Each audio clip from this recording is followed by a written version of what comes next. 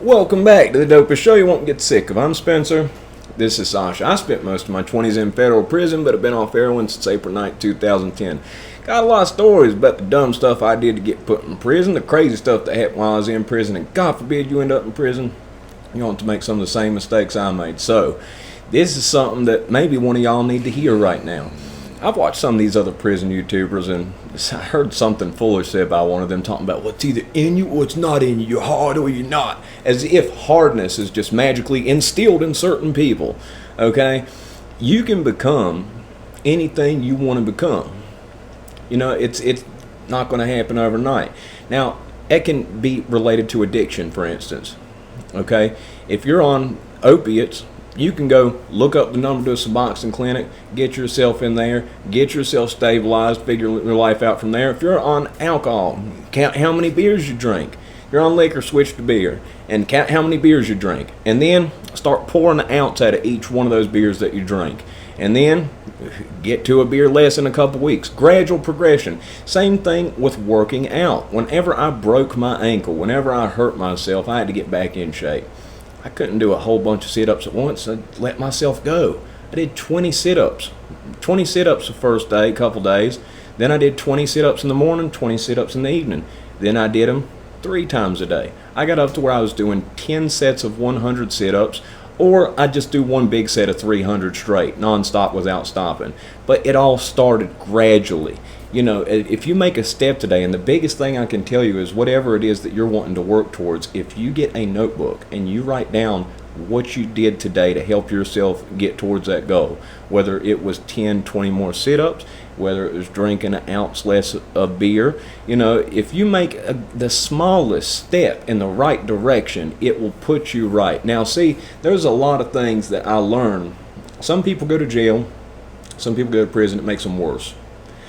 Some people, you know, there's a handful of people get victimized, and, you know, there's a handful of people that become worse, but then there's also a handful of people that go in there and it changes them for the better. Now, that's not thanks to the correction system. They do absolutely zero to rehabilitate you, and everything they do have in place to appear as rehabilitation oriented is a complete and total joke, all for looks.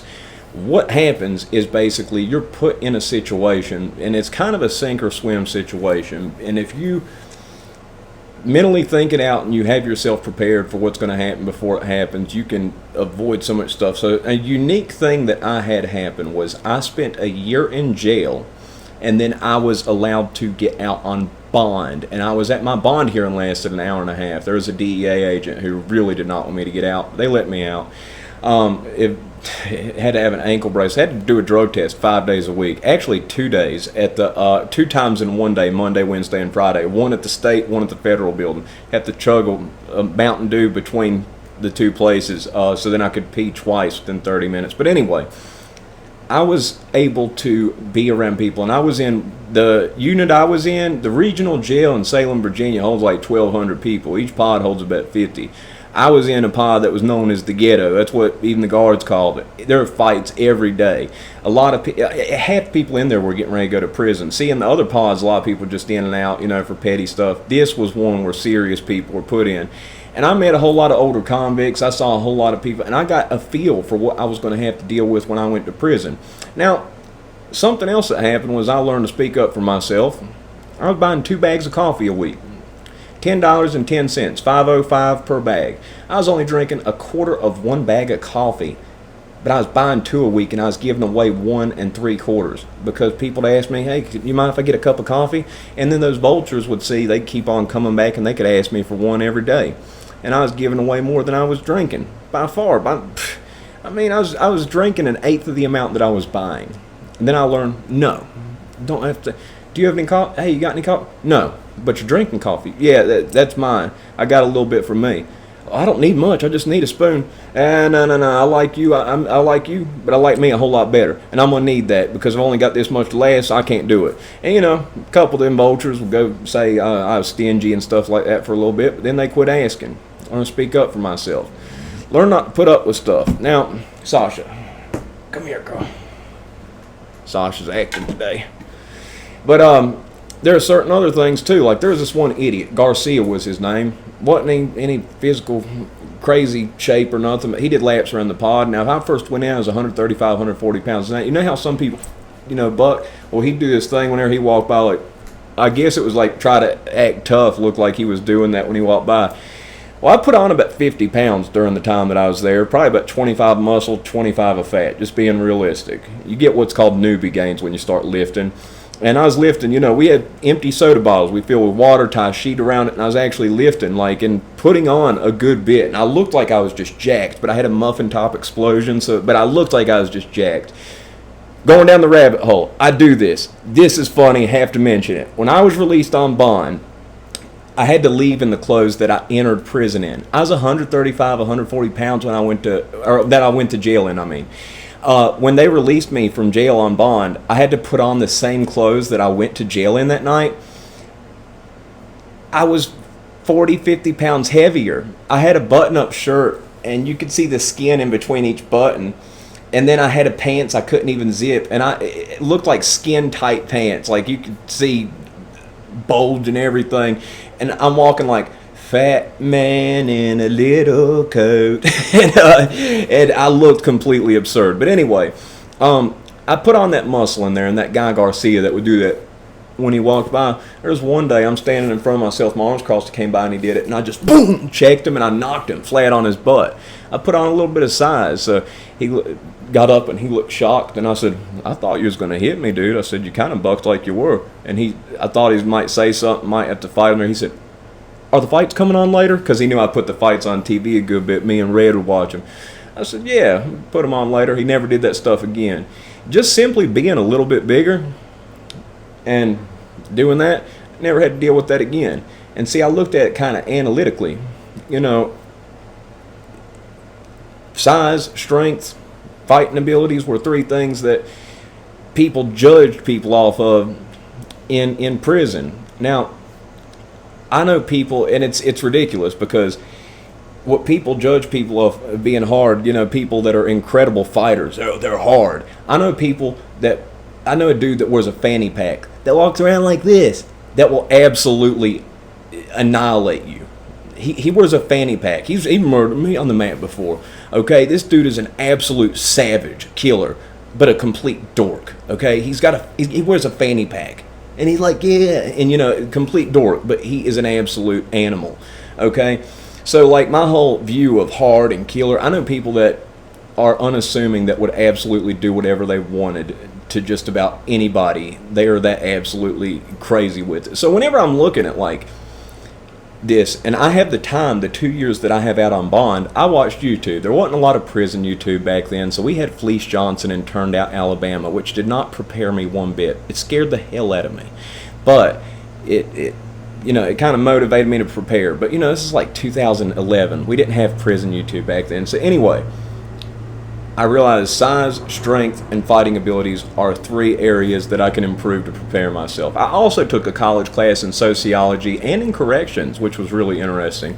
The sociology class let me know about just how humans interact and certain things. It was really interesting. Taught me a lot about how to deal with the guards too, how to stay out of the ones that were abusive, out of their way. But I trained 4 hours a day, 6 days a week. Kempo karate was my life. And a lot of the stuff we did, the half speed, was useless. But we did do some really useful stuff. The belt testings were absolute, savage times, I'm telling you. Okay, in belt testing, I would have to be fighting someone. I'd have to be sparring someone. The instructor would tap somebody else on the shoulder. They'd come up out of nowhere and boom, clock me. Now I've got two people whooping me. If I fall on the ground, they're kicking me. You better get back up if you want to get promoted to the next belt. He'd have three people jumping you sometimes. And you better keep on going. There'd be a bucket on the mat for you to throw up on, okay? For you to throw up in the bucket. He knew you was going to throw up.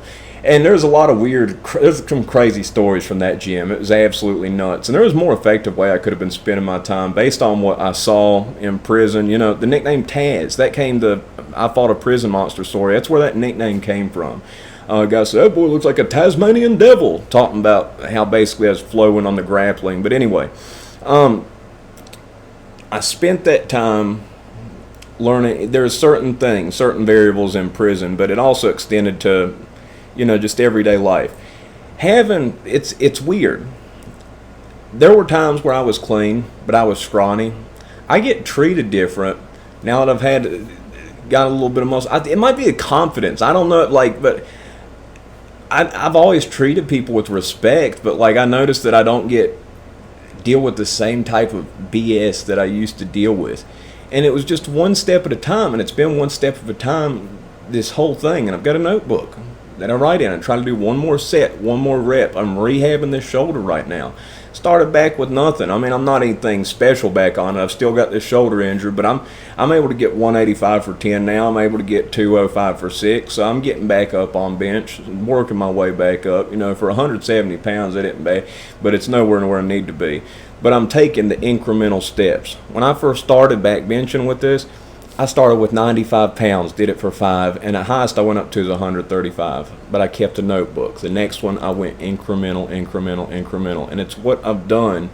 And this is something you can apply to your life. You get a notebook and you write down what you are doing today to get towards your goal. What did you do today to get towards where you want to be? That is a huge thing. And if you write it down and you put it on a table that you have to pass and you have to walk by, so you have to see it and it burns in your head and you think about it every time you see it, it's going to motivate you to do it.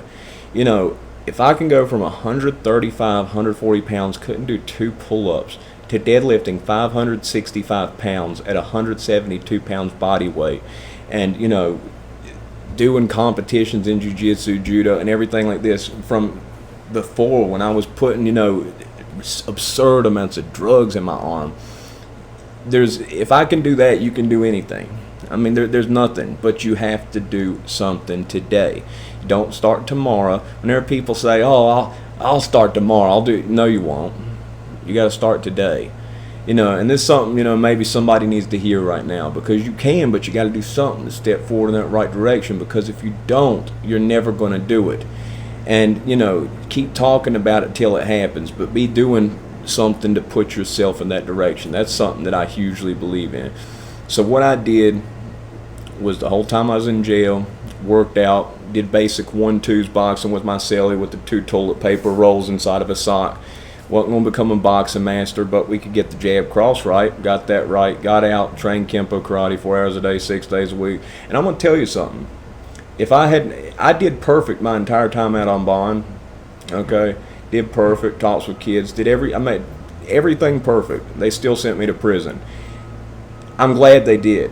If I had not gone to prison, I would have been with my ex, who I have let y'all know was a no good, dirty hussy. Ended up stealing $100,000 over a 5-month period from my mom's business. I'd have been had to deal with that. I'd have been trained at that karate school. The teacher who I trained with ended up getting convicted for messing with an underage student, and the school had a cult-like atmosphere. It was completely ridiculous.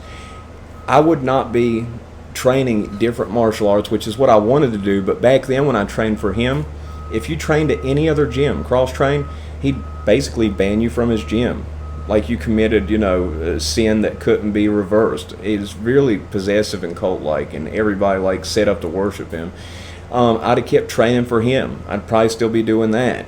And I wouldn't be my fiance, Casey. She was my high school crush. Okay, my high school crush. She's a straight A student, track star. Wasn't nothing to do with me. I was a drug dealer back then. We don't see each other for over 10 years. I get out of prison. We're together now. We're engaged. We've been together for almost 5 years now. Okay, everything has worked out for a reason. When you look at how things fall into place, it all happens for a reason, and you got to believe that. I don't sit around, and there's something I want to say too, and I'm going a little bit off the tangent on this one, but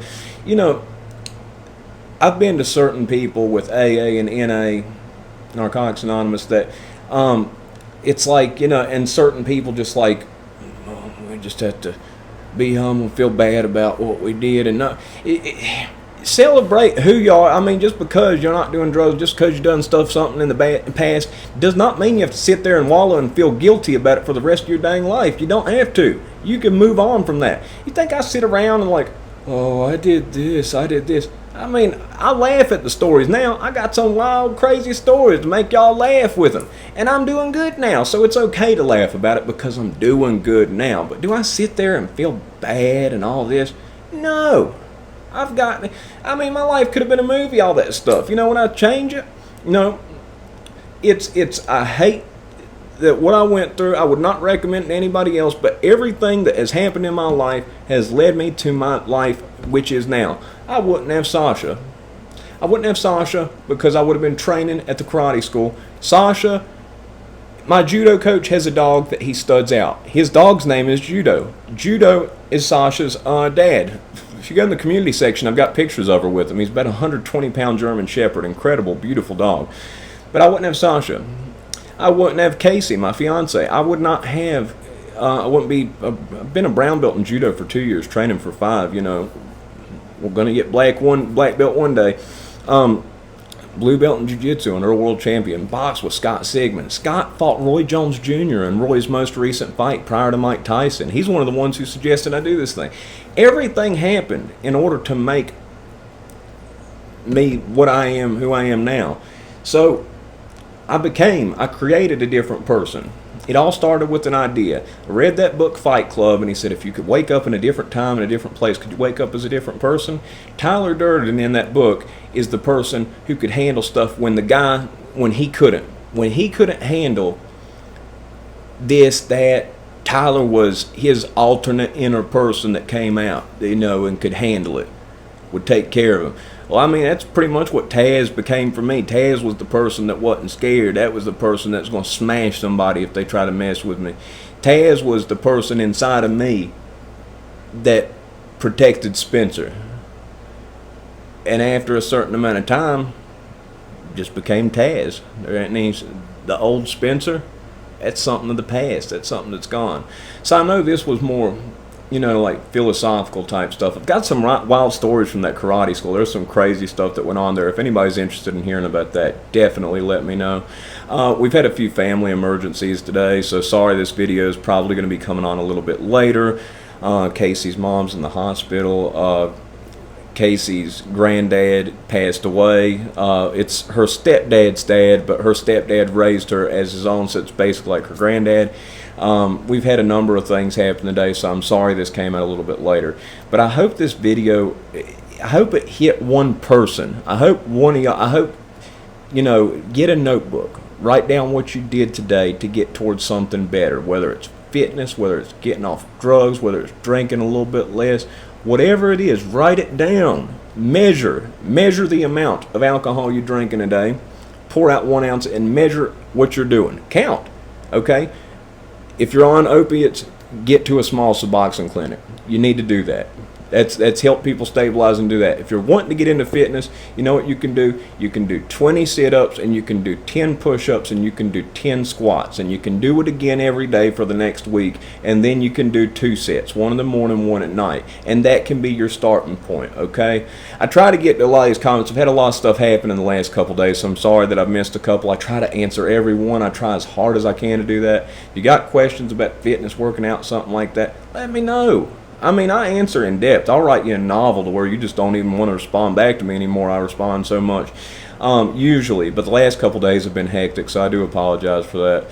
Anyways, I hope this video helped one person. Helped one person wake up, realize something. And if you got negative people in your life, whether they're family or friends, you don't have to deal with them. You know, like my idiot cousin that I had that I looked up to growing up that just made fun of me constantly, and I just realized now he's a prick. Made fun of me, and I told him I was going to do, you know, jiu-jitsu. Told me I'd just get beat up by Division I wrestlers, and you know, got a couple wins in competition against Division I wrestlers. So you know,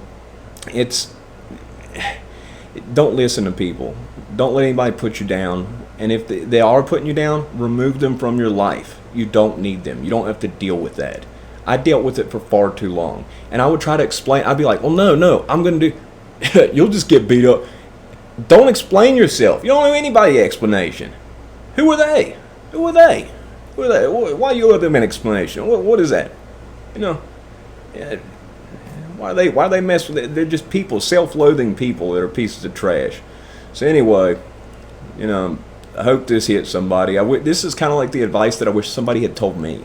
I wish somebody had said this to me, like, 15 years ago. I really do. Well, if you liked the video, if you've watched it this far, press the like button. If not, 20 minutes and 2 seconds of your life in which you'll never get back. But I really hope you did. Y'all have a good one.